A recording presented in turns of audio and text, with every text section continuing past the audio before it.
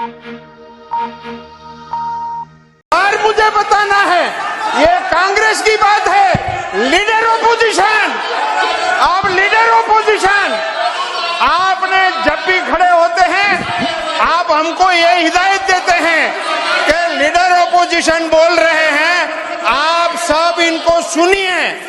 ऐसा आपके मुंह से मैंने 100 बार सुना कि लीडर ऑपोजिशन बोल रहे हैं, आप कृपया इनको सुनिए। ये आपके रूलिंग है, वो आपको ऐसा बता रहे हैं लीडर ऑपोजिशन कि आप मनचाहे निर्णय ले रहे हैं। ये लीडर ऑपोजिशन का ऑर्डर होता है, कहने का ऑर्डर होता है। आपके चेयरमैनशिप को सीधा ही चैलेंज करना कि आप डिस्क्रिप्शनरी कर रहे हैं। सर, ये कांग्रेस का असली चरित्र है, ये कांग्रेस का असली चेहरा है।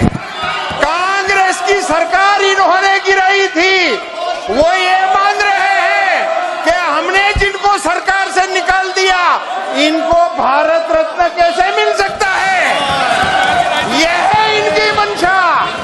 इनकी मंशा ये है कि हमने जिनको सरकार से हटा दिया, ऐसे आदमी को भारत रत्न मिलता है। यही बात है सर। आज कांग्रेस नंगी हो गई, निर्वस्त्र हो गई। सम्मान करना तो अलग रहा, बधाई देने में भी आपके पेट में चूक आ रही है। I am shame of it. You had no time for Bharat Ratna Chaudhary Charan Singh. आज के दिन हर किसान के दिल पर आप चोट कर रहे हो, उसके दिल को दहका रहे हो। चौधरी चरण जैसे व्यक्तित्व के ऊपर इस प्रकार का वातावरण हाउस में करना, और head should go in Shem. मैं खुद पीड़ित हूं, दुखी हूं। Nothing. I give floor to Jayant Chaudhary. Please conclude your observations. Yes, please. Nothing. No. Pramod ji, please help me. सांसदों के इस सदन की कार्रवाई के दौरान दुर्व्यवहार को लेके बहुत दुखी हूं। आपने मेरी ही नहीं, देश की भावनाओं को व्यक्त किया। सभापति जी, आपने मुझे संरक्षण दिया।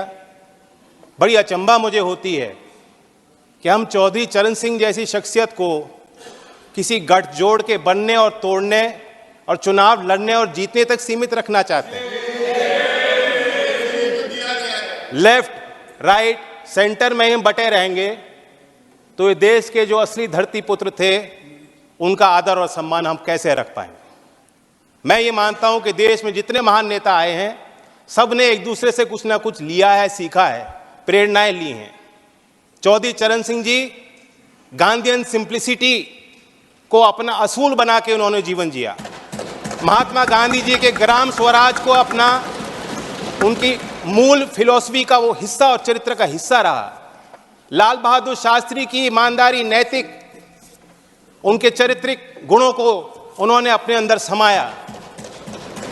इस सदन के माननीय सदस्य पूर्व प्रधानमंत्री एच.डी. देवेगौड़ा, जैसे इनकी राजनीतिक पहचान खेती और किसानी से जुड़ी हुई है, उसी प्रकार से चौधरी चरण सिंह जी की पहचान भी खेती और किसानी और कामगार से जुड़ी हुई है। राजनीतिक विशेषज्ञ मानते हैं कि जैसे इंदिरा गांधी जी में एक करिश्माई शक्ति थी लोगों को अपनी तरफ आकर्षित करने की, उसी प्रकार से चौधरी चरण सिंह जी को सुनने के लिए, उनको छूने के लिए, उनको बेहतर तौर से समझने के लिए दूर दूर से, गांव-गांव से लोग चले आते थे। और मैं ये भी मानता हूं, 10 साल मैं विपक्ष में रहा हूं, कुछ ही देर इस सदन में मैं इस तरफ बैठा हूं, लेकिन मैंने देखा है कि 10 साल में जो आज सरकार है, इनकी कार्यशैली में भी चौधरी चरण सिंह के विचारों की झलक है। जब आदरणीय प्रधानमंत्री जी ग्रामीण क्षेत्र में शौच की दुर्व्यवस्थाओं पर प्रकाश डालते हैं, जब महिला सशक्तिकरण को अपना प्लेटफॉर्म भारत सरकार बनाती है और गांव-गांव में जागृति पैदा करती है, तो मुझे उसमें चौधरी चरण सिंह जी की बोली याद आती है। सभापति जी, हम लोग नेताओं को समझ नहीं पाएंगे अगर हम इसी तरह बटे रहेंगे। कुछ लोग उनके अंदर भ्रम है, कुछ लोग ये भी कहते हैं, मानते हैं कि चौधरी चरण सिंह जी जाटों के नेता थे या सिर्फ किसानों की वकालत करते थे। ऐसा नहीं, वो विचारक थे और उनके इंटेलेक्चुअलिज्म पे जो टेरेंस जे बायर्स, जो प्रोफेसर थे oriental college in African studies London school में, यूनिवर्सिटी ऑफ लंदन में, उन्होंने किताब लिखी है चरण सिंह 1902 to 87 एन असेसमेंट। मैं उससे कोट करना चाहूँगा सर। चरण Singh did have incisive intelligence and he undoubtedly applied it to a continuing study of agricultural problems in Uttar Pradesh. Judgment on whether he was an intellectual, of course, turns to one definition of intellectual. My judgment is that, on the most rigorous definition, Charan Singh was clearly an intellectual, and not only that, the most unusual one. Sir, जो प्रधानमंत्री जी ने और भारत सरकार ने चौधरी साहब को भारत रत्न दिया है, मैं मानता हूं उससे दो बड़े काम हो जाते हैं। एक कि चौधरी साहब की लेगेसी को हम दोबारा इंस्टीट्यूशनलाइज करते हैं। देश के सभी विश्वविद्यालयों में पढ़ रहे छात्र, उनके अंदर आपने एक नई जिज्ञासा पैदा की है। गाँव में पल रहे नौजवानों के अंदर एक नई जिज्ञासा और भावना आपने पैदा की है। देश के अर्थशास्त्री और मुख्यधारा में जो लोग नीति निर्धारक हैं, आपने दोबारा उनको कहा है कि चौधरी चरण सिंह को आप स्टडी कीजिए, अपने स्टडी में शामिल कीजिए, अपने अध्ययन और विचार अनुसंधान में शामिल कीजिए। दूसरा बड़ा काम जो भारत सरकार ने किया, भारत रत्न देकर हौसला बढ़ाया। मैं मानता हूं कि ये एक महज पुरस्कार नहीं है, सबसे बड़ा सम्मान है। और मैं जानता हूं कि आज की जो जीवन समस्या देश के सामने और चुनौतियां हैं, किसानों की समस्या हैं, भारत रत्न देकर उनका हल नहीं निकलता।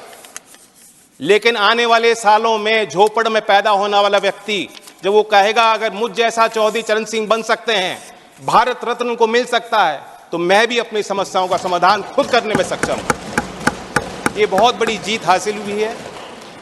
मैं तो चाहता था कि क्योंकि चौधरी साहब मेरे अकेले नहीं हैं, एक पार्टी की नहीं है, मैं अपील करता हूं कि उनके लंबे राजनीतिक और सामाजिक जीवन में जो भी शक्तियां उनके साथ आईं, जो भी नेता आज इस सदन में मौजूद हैं, उनको इस लेगेसी का हिस्सा वो भी हैं, जिम्मेदारी उनकी भी है। कोई वसीयत में कोई संपत्ति वो छोड़ के नहीं गए थे। आदमी तब तक जिंदा रहता है जब तक उनके विचार लोगों के बीच जिंदा रहते हैं। मैं उम्मीद करता हूं कि सभी दल के सम्मानित सदस्य गांव-गांव तक चौधरी चरण सिंह जी के विचारों को ले जाएंगे।